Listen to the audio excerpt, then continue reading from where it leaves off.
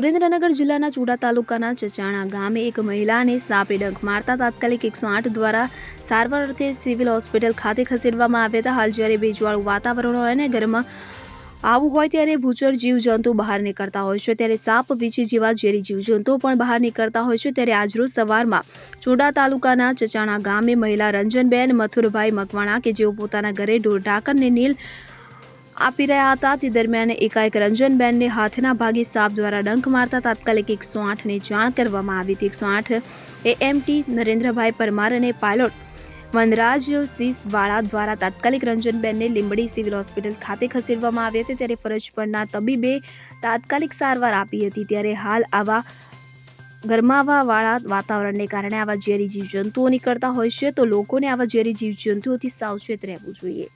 Kalpesh Vadher, CN24 news, Surendranagar. હવે જુઓ દેશ દુનિયાની તમામ ખબરો તમારી આંગળીના ટેરવે. ઉઠાવો મોબાઈલ અને Google Play Store પરથી ડાઉનલોડ કરો અમારી CN24 ન્યૂઝ મોબાઈલ એપ.